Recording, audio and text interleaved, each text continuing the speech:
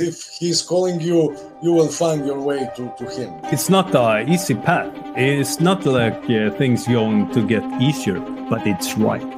The way it's hard, he said it also, it's the way of the cross, It's Exactly. the way that I'm going also. I'm showing you the way, and it's the worst possible way. It's the only way. It's a joyful sorrow. We are in a pain this way or another, we feel sorrow, we feel pain, we feel everything. But here you have meaning. When the pain has meaning, then you can suffer everything, If you suffer without any meaning, then it's really painful. Say, you must suffer something to save your family from suffering. You will suffer, you will do it. Because you will do it with joy even. You will suffer with joy. That's the worst nihilism of everything. Suffering without meaning. It's crazy dark. All the world is trying to escape suffering, searching from some fun to evade from suffering. Everybody wants suffering is unavoidable.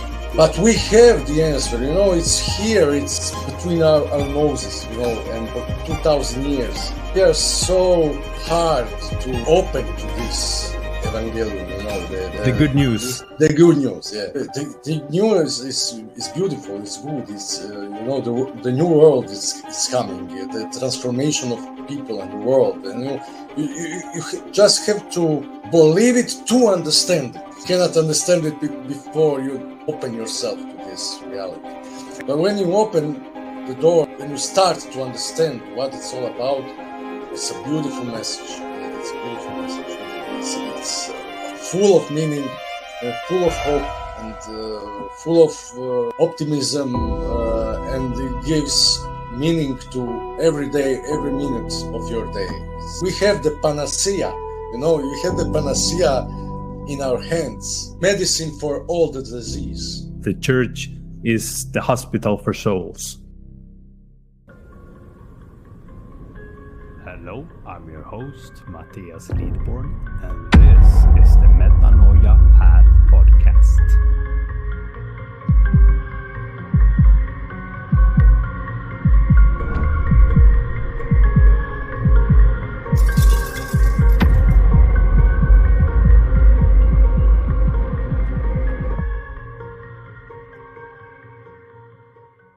Hello everybody, and welcome to the Metanoia Path Podcast with me, Matthias Lidborn. In this episode 2, I talked to Momir Oljača. He's a religialist and a translator and also a Christian, a Catholic Christian. We talk about his journey from nihilism to Jungian psychology and ultimately to Catholicism. We explore topics like Jesus' incarnation, ascent and descent as a parallel to the transformation of the psyche, the individuation process, and how this pattern reflects personal, societal, and cosmic levels. We also touch on the topics on psychedelics and how it may help people, but also how it can be destructive, how to reconcile it with Christianity, if it's possible. It was an incredible, engaging conversation. And our conversation lasted for 6 hours. I kid you not. 6 hours without a break. And the time just flew by. Because of the length of the conversation, I will naturally divide this 6-hour-long conversation into 3 parts. And for approximately 2 hours on each episode. Even though he's a Catholic and I'm a Orthodox, we had a really friendly conversation. And even though we might differ on some aspects of Christianity or philosophy, theology, metaphysics, or even politics, due to the more liberal inclinations of Roman Catholics, I can't speak on his positions on it. But I would love to do an episode that we may have a more of a discussion and maybe we can come to common grounds on some parts that we differ. Who knows? Maybe we don't differ that much, but the implications are there. My aim with this discussion was to foster an open and respectful dialogue. But I encourage you to reflect and research and draw your own conclusions. If you have any questions, just send them to me. If it's regarding to the topics in the episode or something else, just send them to me and I might bring them up in a different episode. And we might have a Q&A where you can put your question and I will try to answer them as correctly as possible. Now here's the episode. Enjoy. Hello and welcome to the Metanoia Path podcast. Today I am with Momir Oljača. Is that right? Oljača. I know it's hard for you. Yes. Oljača. Yes. Okay, great. And with me, Matthias Lidborn. Good. I'm sitting here in Sweden, and Momir is in Croatia, Zagreb. Yeah, Zagreb. So nice, great country. And I wanted to speak to you today because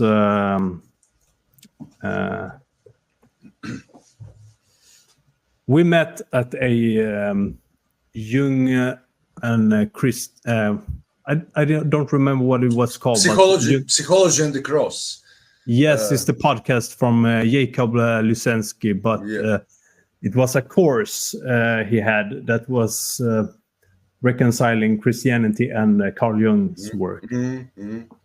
And I thought with all the participants in the course, I thought you were the most interesting person there. So I actually thought of it quite directly that I wanted to speak to you a little bit more. Mm-hmm. Thank you. In the future. And this was, I don't know, this was like 2022, I guess. So 2 years ago. Yes, 2 years. Something like that. Yes. 1 year and a half, maybe something like that. Yeah. And because we have similar interests, obviously, Jung and Christianity, and not just interest is existential questions, so to say. But if you can give a brief introduction of who you are and, as you say, where you live and what your profession is and so forth. I am a religiologist, and I was working for 10 years in a publishing house, but now I have my own. It's my own book factory, so to say. Until now, I have published only 2 books about Jung. The first was his biography, and now 2 weeks ago came from the factory. The second one, which is the Jung White Letters, the book, translated in Croatian. Yeah. And I am now at postgraduate studies, doctorate about.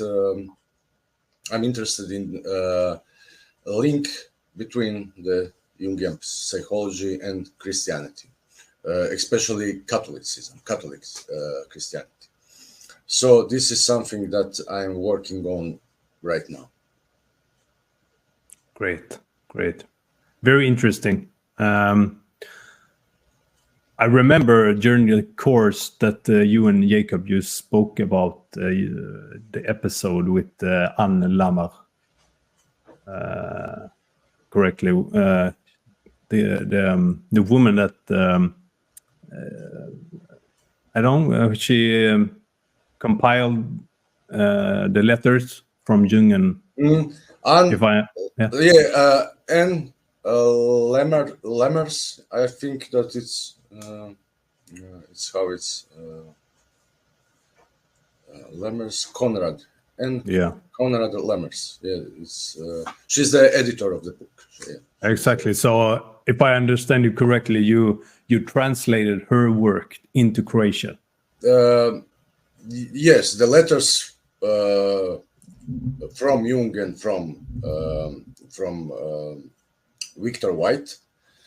The others, we are two translators. I was translating the Jung letters, and my friend, who is a theologist, Valentino Findrik, he translated the White letters. And there are also introductions from Anne Lemmers, from Murray Stein. There are also some materials that is obviously also translated.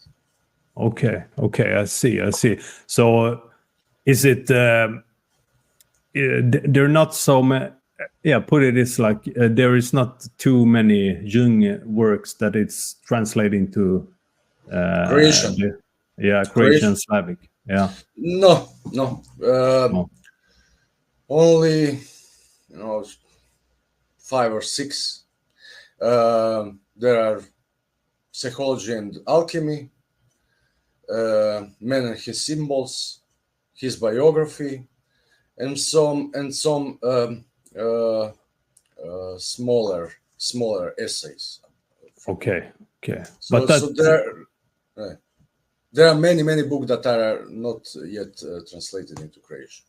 Yeah, he have a big body of work, Jung. So it will take time. And even now they are publishing, they're printing. Yeah, new stuff, exactly. Yeah. Yes. So seminars and so on. Yeah. Exactly.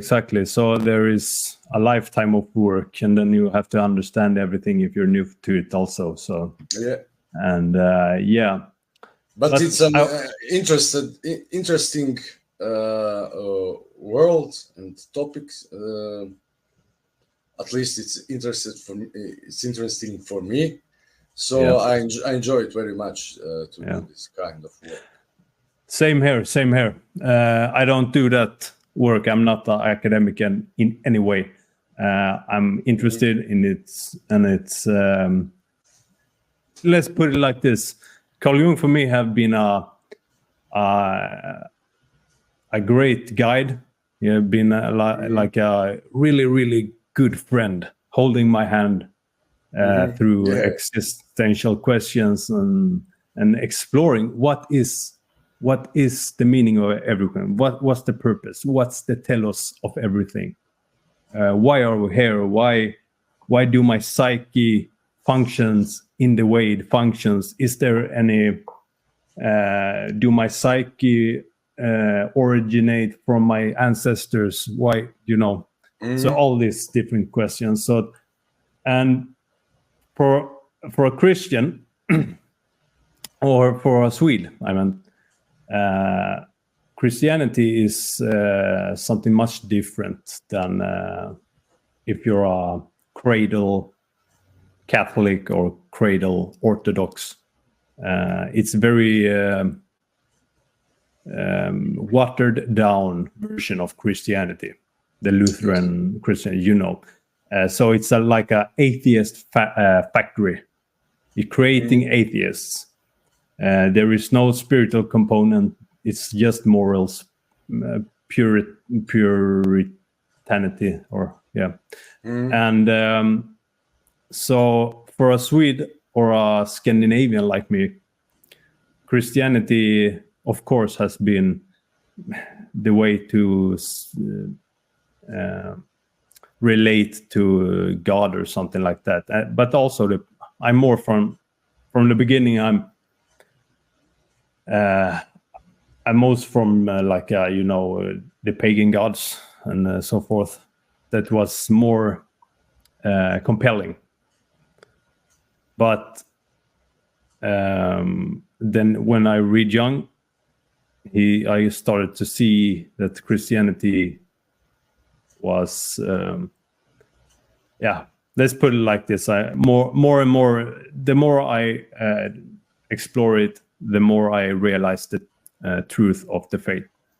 But anyway, so I wonder then, you're Catholic, I think. I'm Catholic, but only from last 5 years. Okay. I became Catholic. Okay. Before that, but you're. I'm are you? Sorry. Yeah.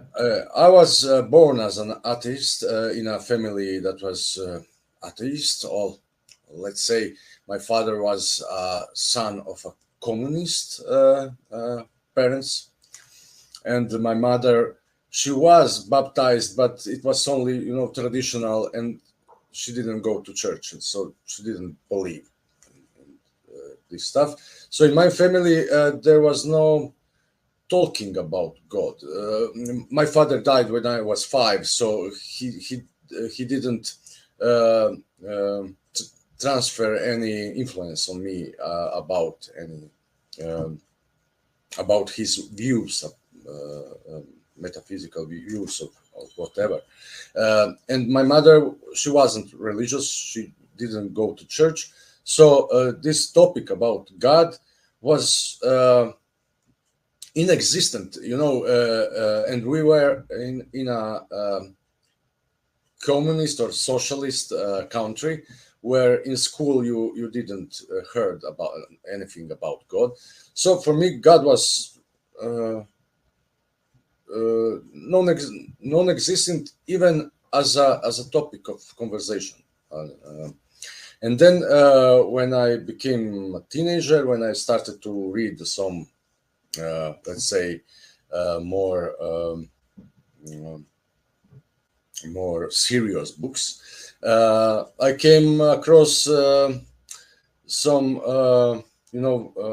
there was Camus, Nietzsche, and some this kind of books that awakened in me some kind of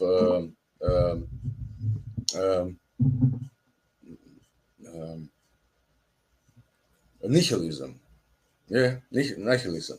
Nihilism, yes. Yeah, nihilism. So I was more and more uh, or less and less religious. Let's say I was more and more an atheist, but I was interested in some kind of occult stuff, because it was interesting, the exciting. Exciting. Yeah. And it was always something rebellious inside this interest, because you have on the one side these religious people that all trying to be so good and so nice, but you see that they fake it, that they are not that what they trying to look like. So you have an instinctual reaction to this faking goodness, let's say. I can relate to that. So the evil was something real. The evil was something that you can you see in this world. You see in people. You see everything around you. So this is if it's anything real in this world, then evil is. So it was for me more interesting this topic to explore and so I was interested in this kind of book that explores Satanism and this stuff. But I was still an unbeliever, so it was a paradoxical situation. But slowly I got my life had gone more and more in a wrong way, alcohol, drugs, and so, and this meaningful state of mind and also life, because it was a period when here was a war. Croatia was in war with Serbia in that time. I live in a part of Croatia that is most on the west, so we was far away from the war, and it did not touch us directly, but indirectly we feel the consequences, of the war, of the state of the war, the economical situation and so forth, and So, but I just want to ask you a question. But was it up in the north, between Croatia and Bosnia? The war was it was more. The more intense was on the east side, east side between Serbia and Croatia, and it was in the north side with the border of Bosnia. Yes. Yeah. Okay. South. But south. Please continue. You. So I was going straight to self destruction. It was that kind of lifestyle that goes nowhere, that goes straight into the grave.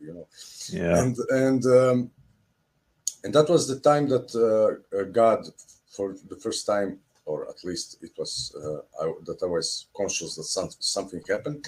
That was he turned my life around.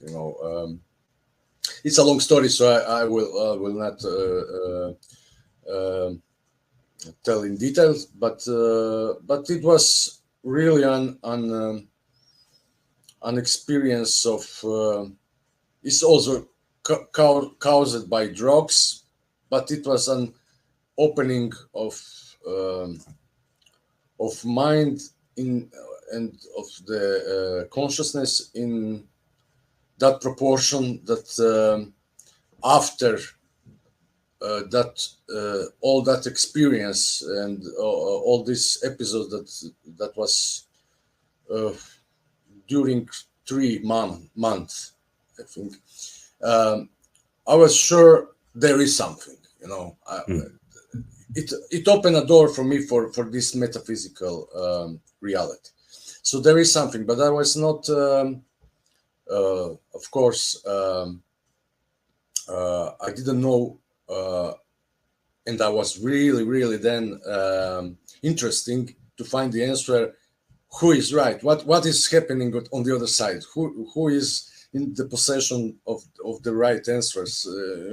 What of this all religions that we have in the world, who is the right one, or is there any or none of them, or I was interested in that kind of stuff. And then I heard about this faculty of religion studies in Zagreb. I was from a little town from the west coast of Croatia. Were you an academic of some sort before that, or no, not at all? No, not at all. So I was just a question before you tell me about that. I was interesting to hear if you alluded to some religion at the time of your path to hell, let's say.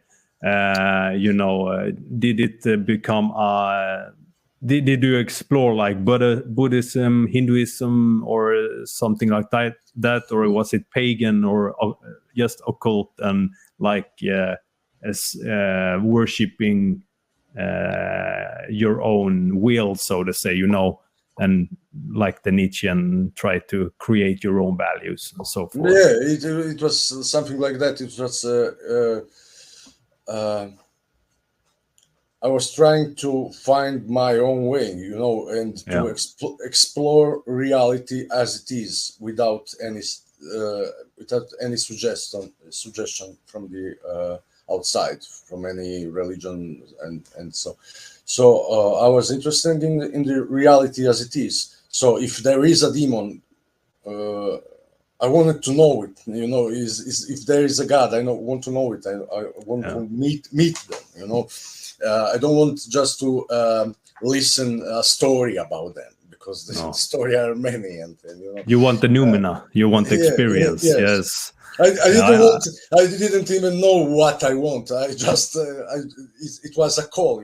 It's something that You just go, you follow your needs for the answer. So It's, if I hear you correctly, it's a combination, because I can relate to this exciting, not just exciting, but there is a urge to know the truth of everything.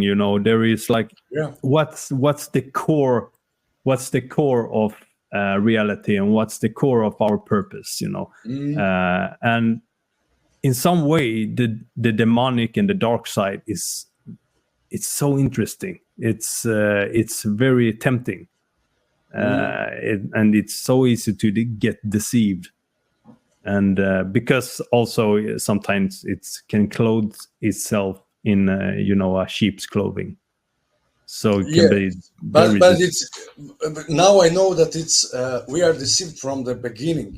We are inside this matrix, inside this belly of the beast, so we are deceived in a manner that we don't know it.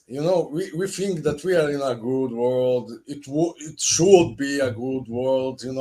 We should make it like a good world, but it isn't. We are in a belly of that Leviathan. Of the belly of the beast, and Jesus came into this world of as he said, by his own world. This is the world of Satan, his world. So he came to this world to make us free, to liberate us from this slavering of deceptiveness, or how to say, from this illusion, from this lies that we've been lying to from millennia. So this lie is passed from generation to generation, and nobody finds the answer, but the answer is in the Catholic Church. So but we'll come to that. And something that's something that clicked for me, really. It's that pattern, the seed that comes from heaven and manifests in earth. It's like, and that's why also psychology, especially psychoanalyst Carl Jung, because I have some divergence with Jung on some points, of course, but there is so much truth in Jung, and you can see, and psychology is like a substitute to religion, let's say. So it's if you take it seriously, it's a really great way to come to, as Jung said himself, that when the individuation process meets its end point, it's like it's almost of the time delve into religious, into the religious realm, so to say. But anyway, this pattern, when the seed comes from heaven and down to earth, it's like that in a psychological way as well. Hear me out on this, what you think of it. But I see the pattern like when Jesus come down, he go down to Hades, hell, and he go all the way down from heaven, from the fullest of truths, let's say, the abstraction up here, and he go down to earth. He preaches the gospels also for the dead, and then he make it possible for man to come up with him up to heaven, let's say. And this is a pattern I see it like it's, you can see it everywhere. So psychologically speaking, like, you have to go deep down to the unconscious, down to the shadow, to see and look at your idiosyncratic behaviors, your strange behaviors, the things you hate and want to avoid, that is a part of you, the things that you're embarrassed about, everything you just don't like about yourself that you have pushed down to the shadow and the unconscious. It's the same, you have to go down. You have to really go down all the way with this little beam of light of the conscious down to the ground in the unconscious, and in the dirt, then you have in the dirt. Yeah, in the dirt, exactly, and take this filth and drag it up to the conscious where it can be illuminated so you can see it. And when you can see it, either it will actually, oftentimes what I can see in myself as well, that it can dissolve itself just to be conscious of it. But if it's unconscious, you can't do anything about it because you don't know anything about it. So when it's in the light, you can do something about it. So I see this pattern is an analogy to, when Christ comes down, the incarnate God come down to the ground where the dead is, and go all the way up and make it possibility for man to, as Athanasius said, God became man, so that we may man might become God. Yes, exactly. But yeah, well, I don't know, but how does that cling for you? Is that something you have thought about, or? Yeah, for sure.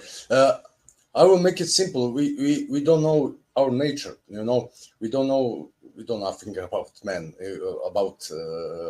So for 2,000 years, also Catholic Church has built a theology. Is for this 2,000 years, Catholic Church has worked on to make it clear who God is, how this Holy Trinity works together. So it's one God, three person, and so it was all stuff that was related to God's identity and the relation between God and the world and so on. But we are still we don't know yet nothing about our souls, about men, and about how God concretely work inside a human soul. So that we are on the beginning of this new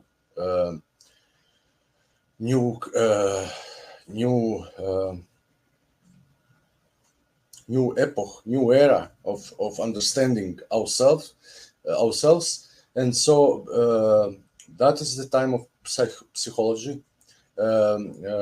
Psychology is a young science. It's let's say 150 years. That is between the youngest science that we know. And now it's the time to understand how we work, how our nature is made, and how can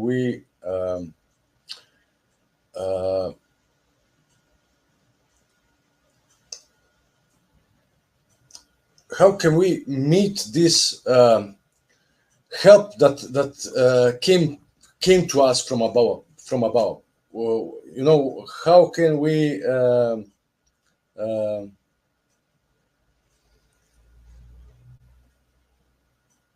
I don't have the word for this. My vocabulary for English vocabulary is I agree. As I said to you when we spoke on a message, I can relate to that. It can be very hard to express everything in another language. So how to reconciliation, how to meet the Christ inside ourselves, and what to do with it. How to live with it. What is the answer to the question how to do it? know what to do it, but everyone knows what is good and what should be done, and that we listen to this for 2,000 years. What is good, but how to be, how to do it, how to make it. That is something new. We don't have an answer for this, and Jung gave us some answers to this, and the one answer that is for us, I think, most important is this about make it the unconscious conscious. So that part of us, that it's nature, that it's our nature, that we are unaware of it. We must become aware of it, because but it's why it's so hard. It's so hard because it's really frightful. It's really frightful, and it's really also dangerous, because we are animals. We are evil inside us. We have this evil being inside of us. We just hide it from others and from ourselves also, because that is how the social, the social life is constructed. You must play the role of that what is appropriate. Exactly, and also in the more modern and civilized, we get over civilized as well. So you push this instinct away. But it's also a problem. A part of guilt comes to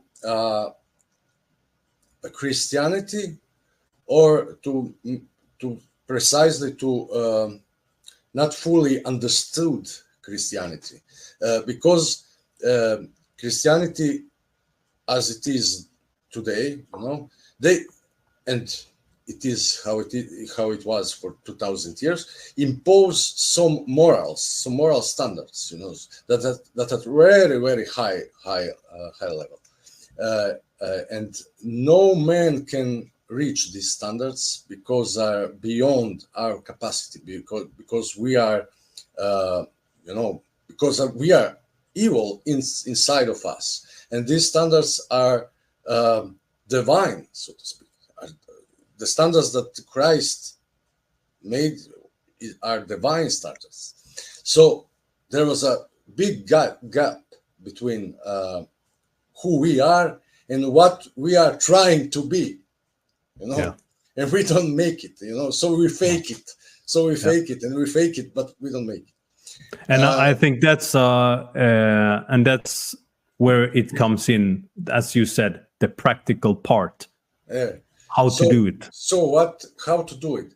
And the answer that Christianity gives, the real answer that Christianity gives, not the fake one, the real one, is you cannot make it.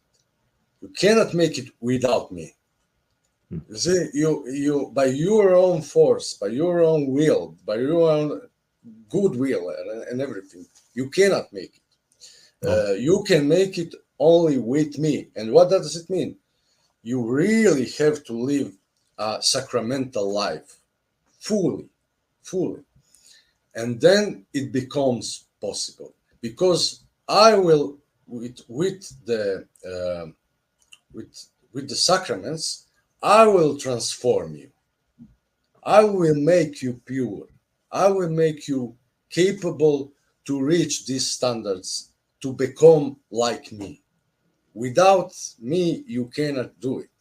And so we have this paradox today, that people want to be good, but they don't believe in sacraments. They don't take it. They don't believe in Christ's message. and so they don't, they cannot meet these high standards. So they are all disappointed, frustrated, angry. They want to be good, but nobody appreciates their efforts, because everything goes wrong. Everything goes down sooner or later. So that is why Christianity is so important, in Catholic Christianity and sacraments, because it's really, but it's not, go to the mass at Sunday, and that's all. You must live it fully. You must be inside 100%, and then it will work. Yeah, absolutely. It's a way of life, and actually, I'm for myself. I'm not a Catholic. I am attending a Serbian Orthodox church, actually. And if I could just say, I look at the Catholic and the Orthodox like two hands of Jesus. It's two hands that will bring us all together. Yeah, there is this. Didn't they in the old times call it the right and the left lungs or something like that?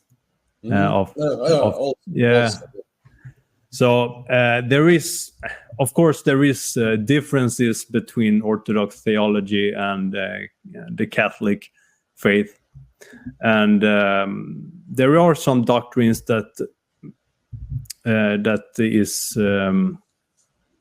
very compelling.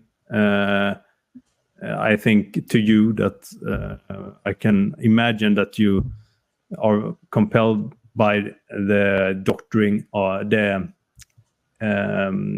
essence and energy distinction, theosis.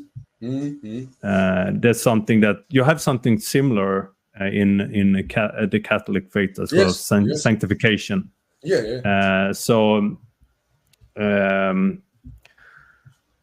Anyway, it's the same stuff, just different, terminology. But terminology, exactly. There is some maybe it's, I think it's a break when it's, when you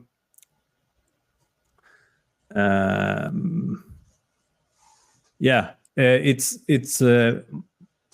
depends a lot about the person that perceives the doctrine, I think, as well.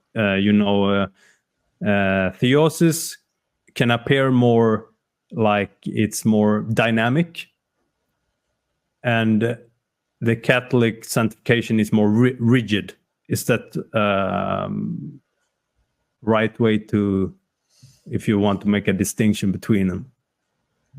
I think that it's not that it's the same thing, but the difference between Catholics and Orthodox is that Catholics are more extroverted and more socially engaged, more focused on the outside, on the politics. Also that is also the role of the Catholic Church to some kind to put an impact on the world's politics. So it's a different kind of role of the left and the right wings, so to say. And the Orthodox are more concentrated to the mystical, to the inner world, to the psychological, to the spiritual. So they are more contemplative, more psychological, let's say. It's pity that Jung didn't meet or know very well the Orthodox Church. Exactly. Because I think he will find what he was searching for inside the Orthodox Church. Exactly. Yeah, that was my thought as well. When I came in contact with Orthodox Christianity, I asked, man, there's no writings from Jung about Orthodox Christianity. A lot of, not too much, but there are many. I think Jung also said the most sane people are the Catholics. You know, the most psychological in the modern time. Yeah, but yeah, Orthodoxy is. Yeah, it's there are many overlaps. You know, theosis, and you have it in the Catholic as well. But you know, as you said, it's more mystical in the Orthodox.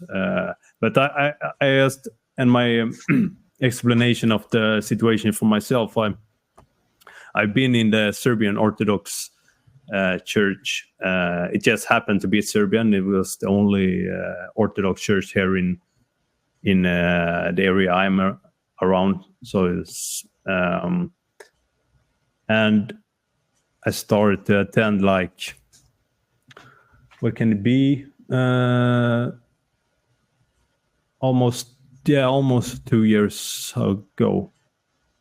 If I remember correctly, I was just about to go to my first Vesper service. There's a evening prayer with the priest, and when we was at that course, so I planned to go in the weekend, in the first day of the course.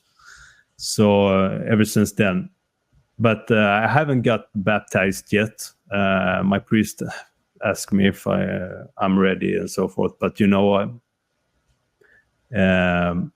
it's not that I hesitate too much. I have just that I don't want to do anything. I'm not lighthearted about these things. I don't want to, apostate or something, get out of the faith a year later. I want to know if this is the right way or the right. Yeah, exactly. So it's a lot, and it's not the Orthodox Christianity is, as you said, not very public. It's not like in the Protestant churches, come in. It's more like, okay, if you want to go, we love to have you. But yeah. Yeah, because it's all about Jesus' call. If Jesus doesn't call you, you don't go. It's no, nobody. exactly. And if he's calling you, you will find your way to him. Yeah, and it's not an easy path. It's not like things going to get easier, but it's right. Yeah. And yeah. As the way it's hard. He said it also. It's the way of the cross. It's exactly the way that I'm going. Also, I'm showing you the way, and it's the worst possible way. Yeah, but it's the only way. Yeah, it's a joyful sorrow. Yeah, but we are in a pain. In this way or another, we feel sorrows, we feel pain, we feel everything, but here you have meaning, and when the pain has meaning, then you can suffer everything. If you suffer without any meaning, then it's really painful. But let's say you must suffer something to save your family from something. You will suffer. You will do it. Because you will do it with joy. Even you will suffer with joy. Yes, and so the meaning. That's how. Yeah, exactly. What you pinpointed the right way there. That's the worst nihilism of everything. Suffering without meaning. That's it's crazy dark. Mm-hmm. But it's the most tragic thing is that all the world is or suffering or is trying to escape suffering. So they going around searching from some fun and something to evade from suffering. But at the end, you come. Everybody come to the point where the suffering is unavoidable. but we have the answer. It's here. It's between our noses, and for 2,000 years. Yeah. But we are so hard to open to this happy. How is in English? We call it the evangelium. The good news. The good news. Yeah. The good Yes. news. The news is beautiful. It's good. It's the new world is coming. The transformation of people and the world, and you just have to believe it to understand it. Because you cannot understand it before you don't open yourself to this reality. Exactly. But when you open the door or the window or whatever, and when you start to understand what it's all about, it's a beautiful message. It's a beautiful message. It's full of meaning and full of hope and full of optimism, and it gives meaning to every day, every minute of your day. So we have the panacea. We have the panacea in our hands, but the panacea. Will you elaborate on what is panacea? Is the medicine for all the disease. Yeah. Exactly. Yeah, and then that's also something that's in the Orthodox Church. I don't know if the Catholics also say that the Church is the hospital for souls. Yeah. Exactly. That's It's so. That's a good phrase, because that is. It seems pretty modern to say that, hospital. But for a soul, and that clicks for many modern people, when you say it to a secular person, because okay, if there's a soul, the soul also need to be taken care of. Okay, yes. So so how in your Catholic life, how does, if you just want to tell a little about, I'm interested in how little about the Mass, and I'm not so familiar with the Catholic liturgy, and because I'm a little bit confused. There's also, is that like Ukrainians, they are uniates, they have like Orthodox liturgy but also hold to the Catholic faith, or I'm a little lost there. I'm not so I don't know about Ukrainian no, but the uniates, So I don't know if there is Orthodox or Catholic tradition, or they have both. Like exactly. So, but how is let's say a week in your life as a Catholic Christian? A week? Just a week. Prayers and the mass, and if you just can tell me something about that, would be interesting. I'm not sure that I understood the question.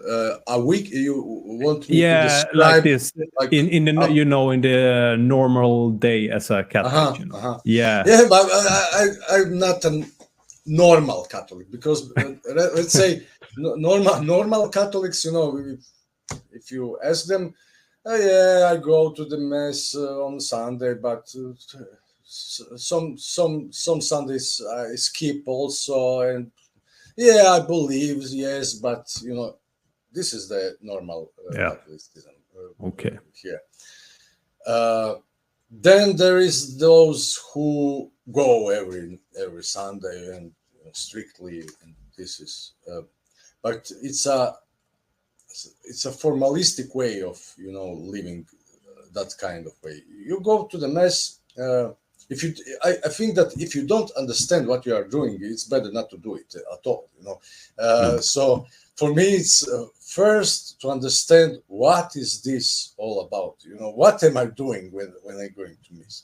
And yes, this is a slow process because first you don't have the right teachers, so you must learn it by yourself, and you must learn it by opening to the Holy Spirit.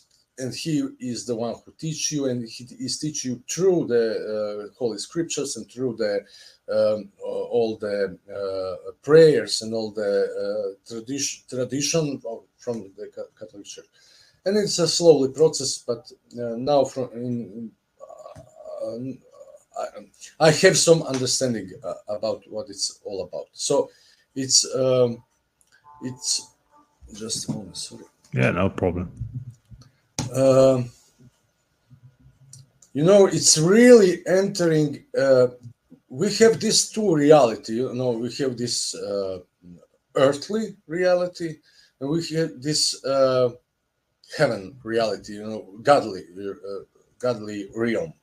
The realm of the God, and there is nothing impure. There is nothing impure in this in God's worlds. In the kingdom of heaven, there is nothing impure. Everything is clean.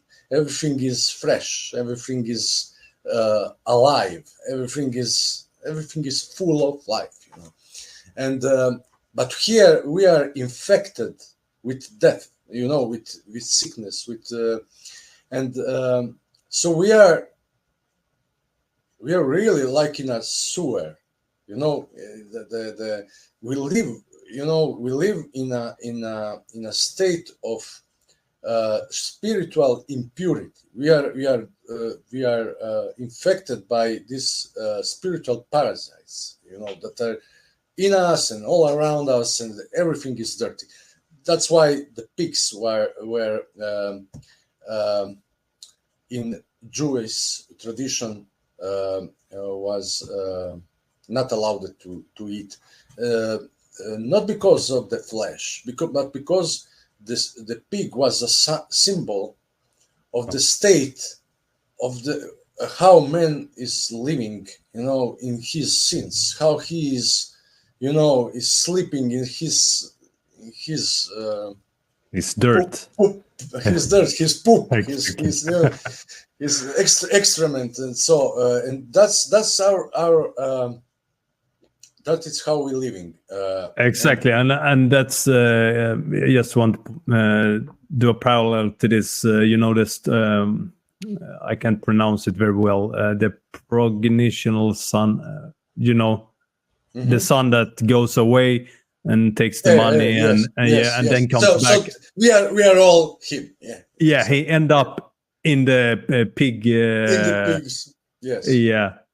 And eating pig food. So that's the archetype, So yeah, that's it, where Jung comes to understand it better. The how the world is functioning, because we are all archetype of Cain. We are all archetypes of this prodigal son, or how it's prodigal son. Yes, correctly. Yeah.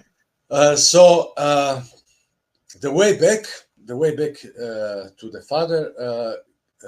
The Father first came to us to give us, his hand to came back to him. So to purify, to what it's how it's right in the Bible, in the Holy Scripture, nothing impure can enter the kingdom of heaven. So to enter in, we must first clean ourselves from all this dirt that we are in. So the sacraments, the Holy Mass, the sacrament of confession, their function is to purify us slowly, day by day, to become to make us clean, so that we can enter the kingdom of our Holy Father. So this is what is the Mass all about, and not also because the Holy Mass, the Latin world, before the Second Vatican Council, there was a Latin only Mass, and at the end of every Mass was in the Latin. They say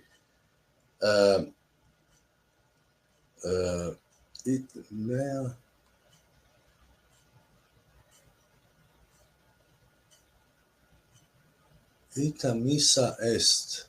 Ita missa est, I think. I don't remember now clearly on Latin, but it says, "Go, you are. I send you. I send you to the world." So you came to the Mass to clear yourself from the impurity, to eat the light of the Son of God. His body is the body of light. To eat this pure divine light, and then to bring it into the world. To be the light in the world, to be Christ in the world. Now this is a process to become pure, to become the light of the world. This is a process. This takes time. This takes your full engagement in this process. So it's a process of individuation in a just religious aspects of this, and if you live it really or fully, if you really, then it's beginning to work. Then it transforms you, it changes you, it cleans you from these demons that are inside of you, and they are full of anger, they are full of lust, they are full of envy, they are full of pride, they are full of everything that we are full of. Yeah, and they're trying to they are tempting, and many think that, oh, my thoughts is my thoughts. It's not always your thoughts. They sneak in through the hole through your armor, so to say, and then you can follow this. What pattern of thoughts do you follow? But also, I just want to speak a bit about, see what you think about, in the individuation process. Many, I can think, is, in the psychological, you come to an analysis or to a psychotherapist, you come to them for maybe you have a depression or what, but in the beginning, it seems like, okay, I'm doing this so I can feel good, so I can be a better person, and so forth, whatever that means. But with the individuation process, and also if you're in the church and you're on your way of sanctification and theosis and coming closer to coming communion with God and Christ, it's at first it can seem disappointing to many people, because it's not centered around you. It's centered around your surroundings, the people around you. That's, imago Dei, the image of God in the other person. It's you who have to humble yourself and not doing everything in line with your primitive will. It's about coming communion with people, and not and because it's also like this, I think I have seen this, you can see it in yourself in the beginning, in the process as well. You realize certain things psychologically and religiously and metaphysically, you have this urge to separate yourself from the flock. But that's okay to do a moment for reflection, contemplation, to get to know yourself. As Plato says, know thyself. So get to know yourself better, so you can come back, like, much like the shaman, go down and come up with wisdom. But you go the first time of the process, you get to know yourself, then you can come back to the people, and when you know yourself better, you have more humility towards other people. Because they come from certain places, maybe a murderer, but in some way you can understand why he did it. If you know what I mean. It can be that's an extreme example, but anyway, lost my train of thought there. But yes, it's in the end, it's some people get maybe disappointed before they go beyond the disappointment, that, it's not about me. It's not about searching after this spiritual experience, and I'm going to be this fascinating person, and I'm going to build a business, and I'm going to be, seen as a very humble and good person. But it's not about you. It's about coming communion with other people. And that's how you, but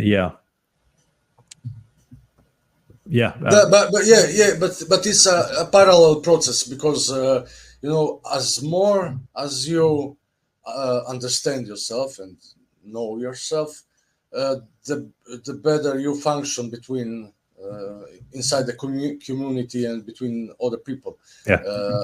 Because to know yourself, it's we go back to what we talked earlier.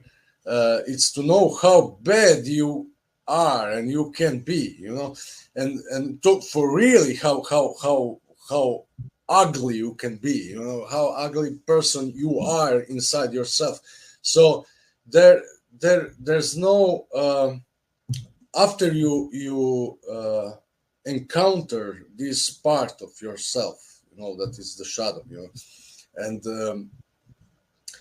after you really encounter this part of yourself, or after the shadow emerge on the surface, then you understand that then you can understand also others, and then you will not blame them, or you will not be the one who is the righteous, exactly. And they are all, they just don't have the will, they just don't have the so you become humble because you know that you are in the dirt too, so there's no way out, and you're and all your forces are just not enough. You are just not you are not a type of king that you thought you are. We are all a little bit too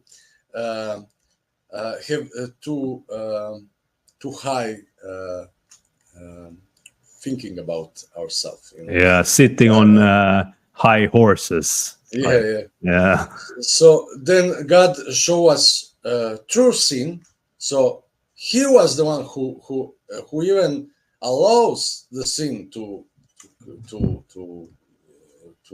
happen,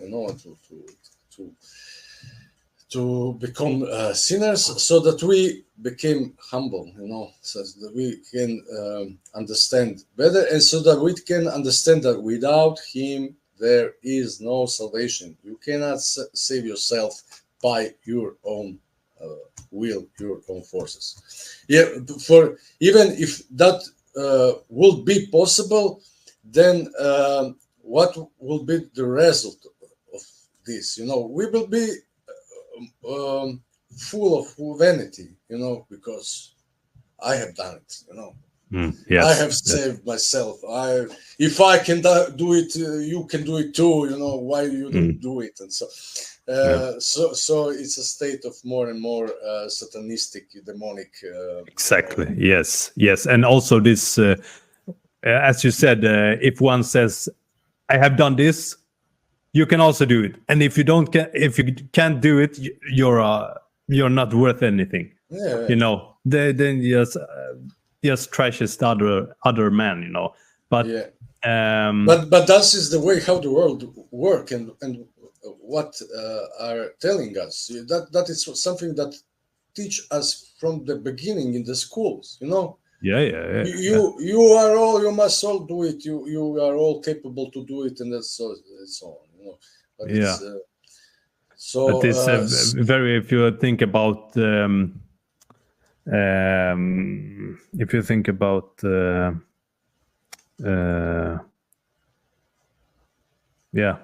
sometimes I just lost. So it's a demonic world, because we from the beginning. Sorry. I just remembered. You as this as you portrayed the man that is successful, and then said to the under, yes, you can also do it. But when you look at scripture, you can look at the Old Testament as well. It's always the righteous man and the godly man. He always profess the gratitude to God when he accomplished something, or he do something fascinating. It's not me. It's the work of God. I am not the highest on the hierarchy. I'm lower. Yeah. So that is why I like Khabib Nurmagomedov. I don't know. Tell me more about it, please. He's MMA fighter. And he's MMA fighter. Yeah. But what UFC? UFC. But what's his name? Khabib Nurmagomedov. Khabib, yes, Khabib. I know. Yes, of course. Yeah. Because he didn't lose round, almost one round, but after every win, he points to the God above. Exactly. Not me, God above. Exactly. He's humble. Yeah. It's not like Gregor. No, the opposite. Yeah, the total opposite. Yes. Yeah. So he got humbled. Yeah. And so this was also a nice story, because we will. It was a nice story because we see the the growth of McGregor, but he was full of himself. Yeah. And then came God upon him and just slapped him on the ear, Yeah. And show him who is the boss. Exactly. And that, I think many people can speak on that if they are if they have attention, that many times you can see a red thread through your life. And when God puts his stumbling stones before you many times, you start to see the patterns. Okay, yeah, I'm here again. Why did I do this again? And if you go on that path, it will get worse and worse and worse. And it can just be those subtle things, about let me do it again. Let me do it again. It can be whatever, but you can see the stumbling stones come at when you go this wrong path, so to say. This is not for you. This is not for you. You go in this way. And sometimes it's also like, I've noticed that it's not always that you go in a path that is obviously dark or bad. It's like, this is not your purpose. I know you want this. I know you feel like this is the right way, but it's not. So here's a stone. Get stumble and humble yourself and but go this way. It could be also, this is the way, but you are doing it on the wrong way. Doing the wrong way. Be more humble. Be more, lean more on God, not on your own, capacity or your talents or something. Everything comes from God. So if it will be successful only if it is if it's blessed from Him. It will be successful. And He wants you as your Father. As your Father, He wants you to make it the best way possible. The way He like it to be. Like His Son.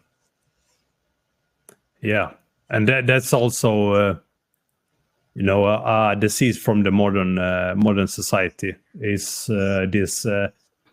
I don't know how it is in. I can imagine that in Slavic countries is a bit different, but here in the Scandinavia, where it's super secular and it's modernized to a it's crazy levels. It's like the parents is prompt to become like friends with their children, but parents is not there to be friends with the children. They are there to make them into strong, good persons that do the right decision in the right time, and that's not the cure to a good, strong person with a good morals and so forth. It's not fun. A little bit of fun, but not too fun, so to say. It's quite. You have to be quite hard, as a parent. I think that you are just transferring what you are. If you have if you live your standards, if you are a person who does what he's preach, who does what he's preach, then you have the authority, and then you don't have to press anything, to push anything, because it emanates from you. That's who you are. It's self-evident. It's self-evident. But if you have some standards, but you don't meet these standards, you don't live them, and so you want to transfer these standards to your kids, and you trying to teach them that they should live these standards that you are not living. They will just not believe you. Why should I live this standard if you don't live them? So exactly. They will not do it. And this is where the problem starts, even in the quarrel in families, because many parents are just unconscious of their own flaws.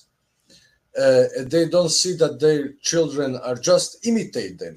They just imitate what they are, the way they are living, the way they are. So most of the time, our children are our shadows.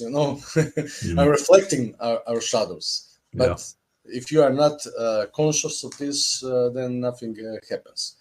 So this is also why Jungian psychology is so important for our time and for future time, because we must learn to understand this process. When we became as a community, aware that this is the way how the psyche is function.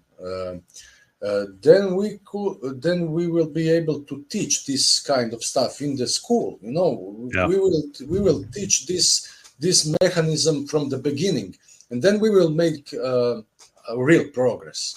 but this is more 2,000 or 3,000 years, 100 years from where we are now. We are only at the beginning of the story. Yeah, absolutely. And as you spoke on a little bit earlier about how man is primitive and evil. That's unconscious. That's wrong. Yeah, that's the root of evil. The unconsciousness is the root of evil. Yes. So and also we inheritance our parents' behaviors. And this is quite interesting. I won't go into it so deep, but my father's sister, she did this what's called, when you search back in time, you looking at the origins of your family, and you don't go back hundreds and hundreds of years. And that it was just from my father's side, he has very strong genes, his genetics. So he have 4 children. Let's see, 4 children. So we are 2 brothers, me and my brother, and then he had 2 children with 2 additional women's. My big sister and my little brother. My little brother, he lives in Brazil. So we are extremely similar in our interest and everything. And I only met my little brother one time when he was like this small, but he had the same interest, and it's you can't wave it away, and the same with my sister. We haven't had a good contact at all, but it's quite the same. And anyway, so my father's sister, she did this. She checked our backgrounds and origin and so forth. It turns out that it just clicked for me. Just okay, I understand. When she said that we originate from a little village, poor village, and the profession of our relative in the past was we were soldiers and we were executors, the people that cut the heads off people. And I asked, okay, yeah, okay, I see. That's where this the temperaments and all this. So, and you can actually just when you become conscious of it, you can see it so much clearer, and it's so much easier as well to it's dissolving, when you these behaviors, and you see that the tendencies is actually a disease, you can say, in some way from the past. There is something. The sins also. It's something that we today know. This transpersonal psychology, that it came from Jung and from his collective unconscious. So that we as we took genes from our parents, so also we took a psychological, so to speak, structure. We have some qualities that are typical for our from our roots. For our ancestors. Ancestors. Yes. Yeah. So I want to talk. Sorry. Yeah. If this is maybe it's this is a good place to maybe talk a little bit about psychedelics, because they allow to enter this, to meet these patterns, to meet these ancestors, trace of ancestors in ourselves. This is for me, beside dreams, this is the only real tools that allows us to discover this side of psyche, this side of archaic psyche. As I think that was Timothy Leary who said, the first one who said, but everyone who tried mushrooms or LSD have, I think, have come to this conclusion that what the telescope is for astronomy and what a microscope is for biology, that is psychedelic for psychology. I heard that. Is the tool to understand better, to see better, to see deeper into our own psyche, into our own soul. It's not without dangerous, for sure. Like the travel into space, it's also a danger travel. So this is also danger travel, but it's something that must be done by those who have this call, who have this call, who can make it, who can enter into this world. So the shamans was the one who was. That is not something that you choose by yourself. It's a call. You don't become a shaman because you want it. You became a shaman because God wants it. Yeah. I choose you. You will be the medic, for this village. The medical man. For this village. So that is. So Jung was also some kind of shaman of this Europe, of this Western. Western. Yes, he was. But he on the psychedelics there, he was something I think you're familiar with. He said and I had this position before I saw that.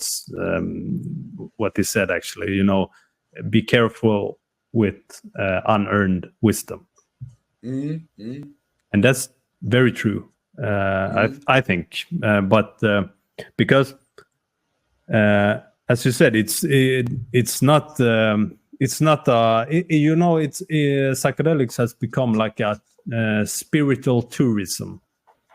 Yeah, and that's I agree. And it's in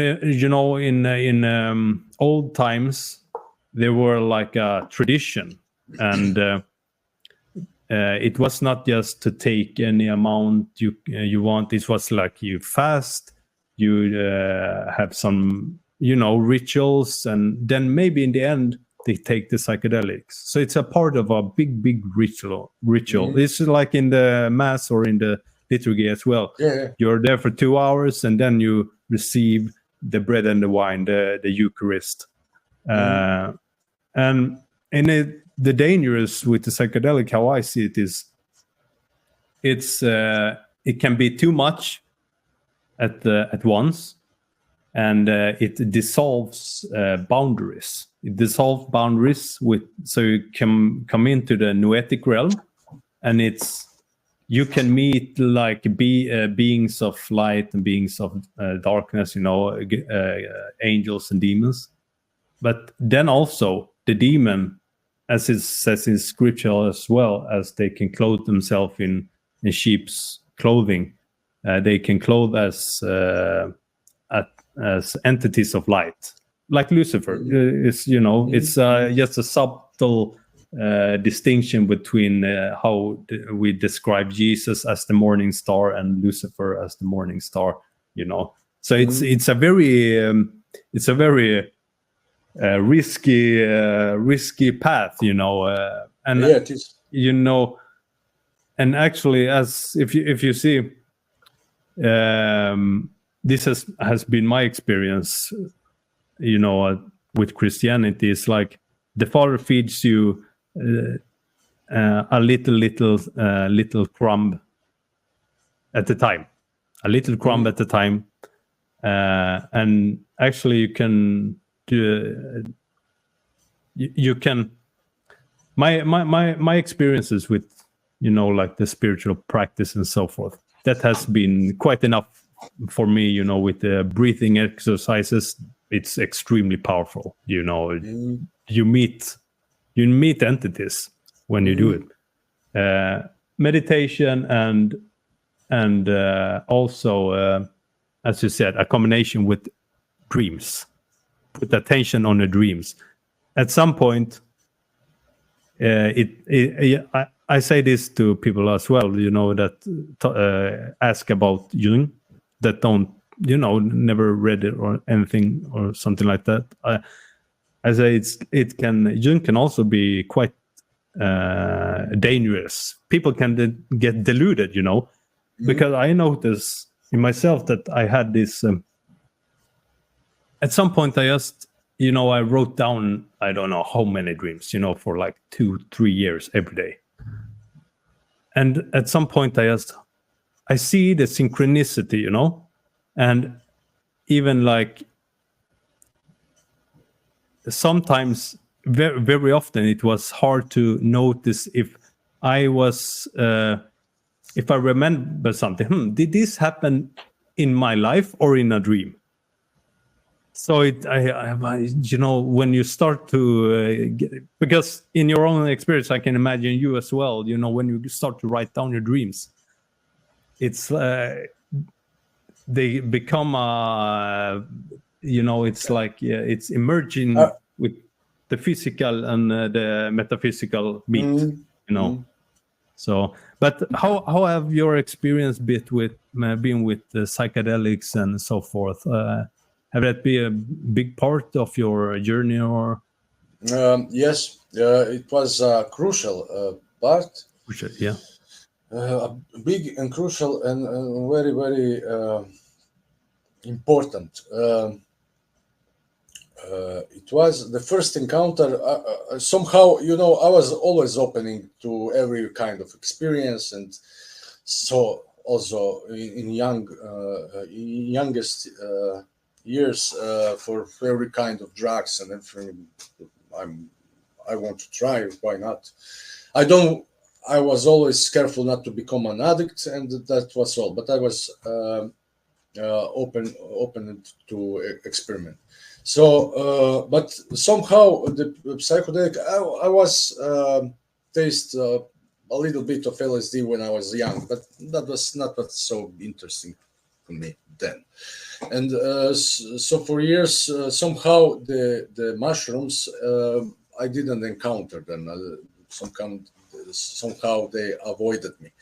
And then it was 5 years ago that that I was first. It was my first encounter with mushrooms. So I took. I was in a something like a home party, but 5 person. So I took 2 grams. But the reaction after half an hour, 45 minutes was, oh, this is what I'm searching for all my life. This is this is the door are open now. This is the. But I knew almost. It then became this. Let's say, not entity. Became came to me this spirit. I recognize him now as a Holy Spirit, who started to teach me, who helped me to connect the dots. Everything that I had learn or read before or teach before was in a separate letters. So now he became to connect the dots, and I was just listening to him and follow him to this, to this beautiful place of this realm of the mind, of the mind, who is understanding, who is beginning to understanding how the world is functioning. Yeah. But I was with people around me, so was distracting, and I was saying to myself, I cannot be now so closed in my own world.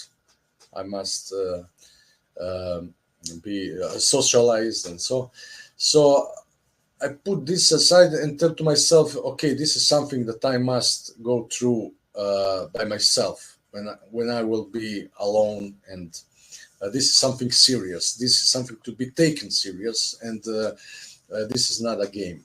So I decided like this. So then started my own experiment with this, and I started to take 4, 5, 6. Experimented. What is the best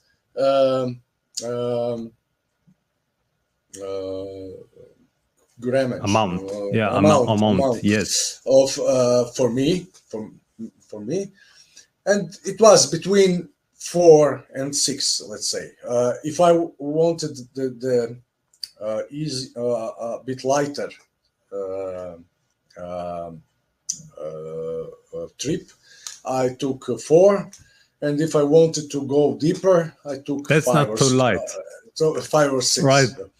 4 grams is not too.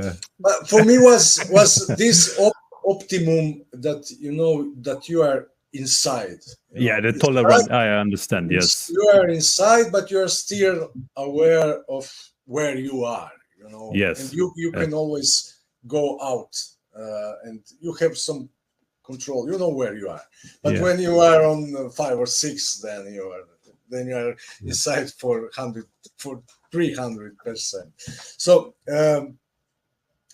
but it was good.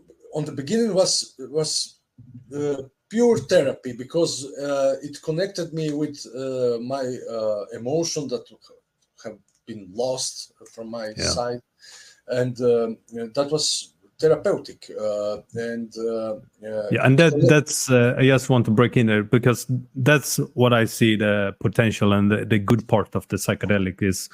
It's if you're a mature, psychologically mature person, or you're the right person for the game. So it's not the game, but you understand what I mean.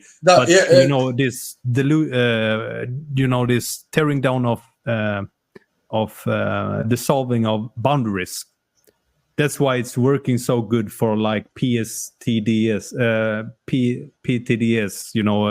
post-traumatic stress for soldiers, for example, because you dissolve it, all things that you push away and lock up. You can now open up, and you can reconciliate them.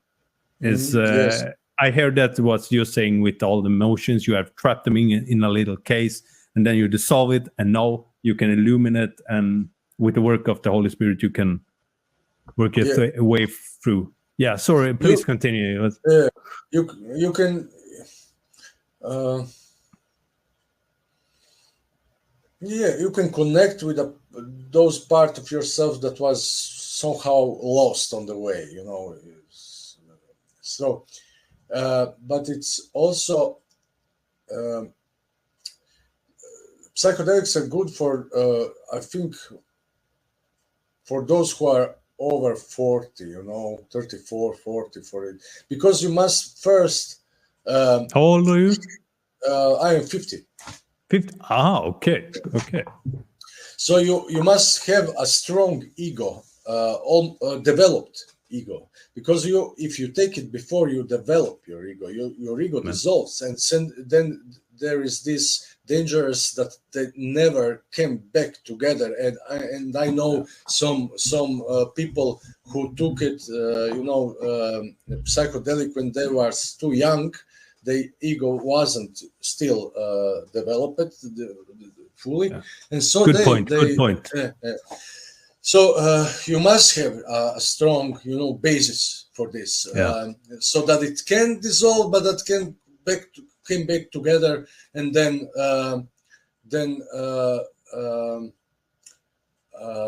integrate slowly this all experience that you have go through.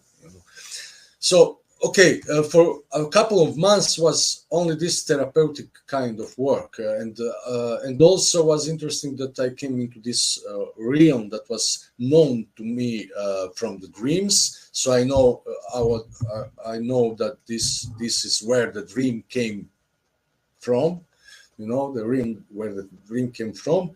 So it helped me to better understand what was Jung talking about, because I was reading Jung before, and so I had the tool, the intellectual tool, to understand what I was going through. It was now I had this map of this world, so it was not something that was completely strange or alienated from me, but was something that I recognize. This is what is Jung talking about. This is where he was, but he was without any psychedelic, through dream and through his own technique of active imagination. And so this was this realm. But after 6 months or something, when I took a little bit, I came to this threshold, this threshold in between worlds, between this world and the other world. And this other world, I was some kind of standing on this threshold.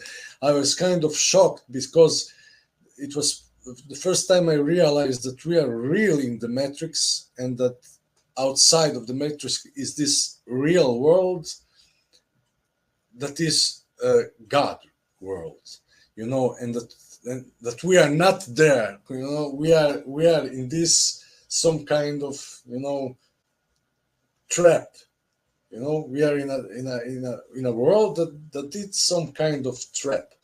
And but it was only on the threshold. And then the next time when I took 6 or 7 grams, something like that, there was the first this call from this realm of the light, from this other side, to wake up. It was like all these 6 years. I was floating through this dreamland. It's like something like lucid dreaming. You are lucid, but you are still dreaming, and you are still in this dreamland. But this now it comes, and now wake up. Now you must wake up. Now we call you to wake up. And this was what does it mean? I feel it strongly that I must understand something that I don't yet understand, but that it's here. It's just and that was my mission. You must now understand. You must now wake up.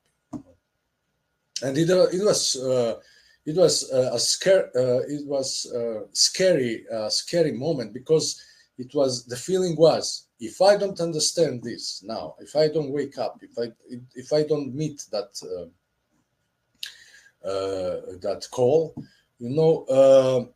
I will miss my life. I will miss my meaning of my existence on this planet. I will just live in some kind of floating dream, like until now. and nothing will happen. And this is a threshold. I must wake up, but I don't know what it's all about. And then it came after a great psychological fight, because it was like, on the one side, it's this call and it's this voice who is trying to wake you up, and on the other side is this confusion and mess, and also voices, but who try to bring you down and bring you back where you have been, So it was really a battle, a mental battle, and some kind. I just break it through. I don't know how. I just break it through. I entered into this world of light, and then I knew this is Christ. This is His world. This is what is all Bible all about. This is what He brings to the world. This is His light. This is His awakening call. And then it became clear to me that the state that I was before was the state of this dreaming, the matrix, and this is the real awakening, like the real Christianity, not the traditional, the believing Christianity. This was this awakened Christianity, the real one. And from that moment, I knew that this was becoming serious, because now I saw that in the realm that I was living, we are infected by the demons, and that this all is, this became a spiritual battle, and I cannot go into the spiritual battle without spiritual, arsenal of tools or something, weapons, or I can go naked and without anything. So there I considered to start the sacramental life. I was, for me, it was obvious that it's necessary, that it's no way that we can fight against these forces, against these demons, against these. They are too strong for us. They are immense. There are many. So the tools that Christ gave us are really the tools that can help us to live, to go to this world that is infected with demons, as I spoke before.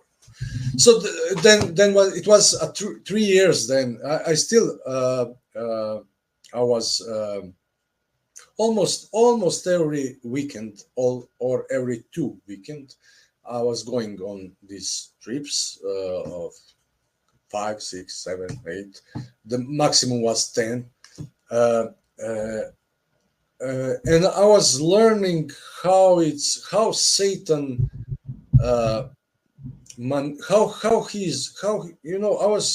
I felt protected because of the sacraments, so I was not scared.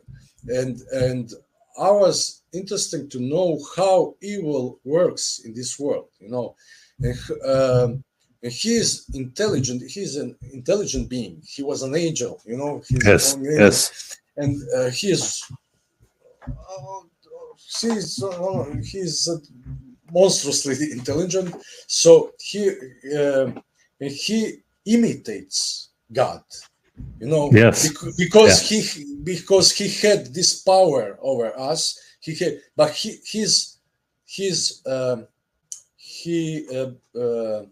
Because he only imitates God, he cannot. He didn't have a true power over us, because he didn't made us. God made us. He has only the power of life over us. So the only way he can manipulate us is through fear. So he is the one who is always producing, fear in people.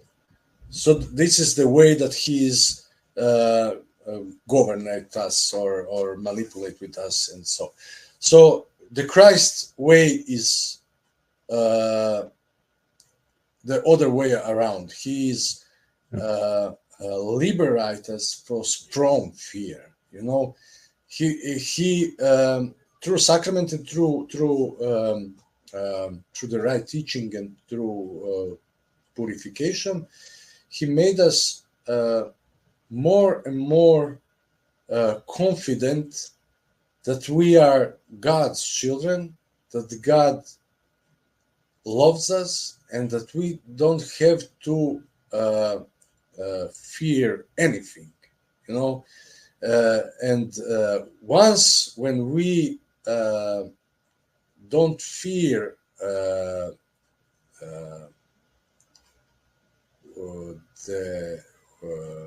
this false,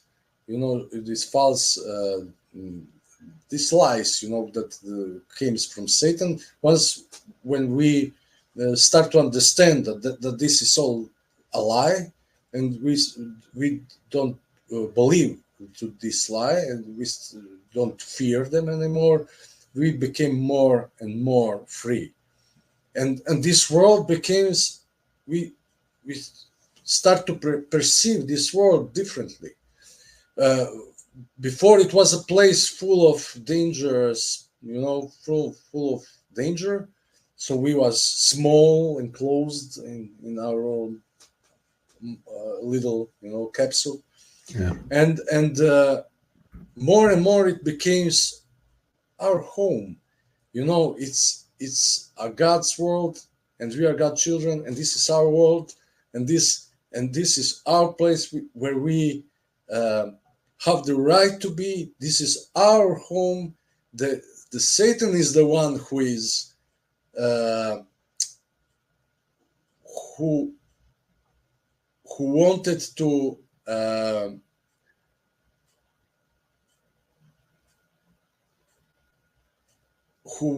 to dominate, this world that is our home, but we are taking it back, from him. Yeah. We took this world back. We are the one with the power and with the power of God, with the power of Christ. We will turn this story, and we will make this place again the God's place, as it was be. So it's a great story because it has this mission that is beyond all missions. You are on the boat with Jesus, and you are saving this world, but only by listening to him, because he is the general. You must be very. You can win only if you are in his army. Exactly. So it's like you have to be slave to someone. To someone, yeah. So it's better to be slave of Christ. Yeah, because if you are a slave to Satan, you are a slave to fear. Yeah. But if you are a slave to Jesus, you are a slave to love.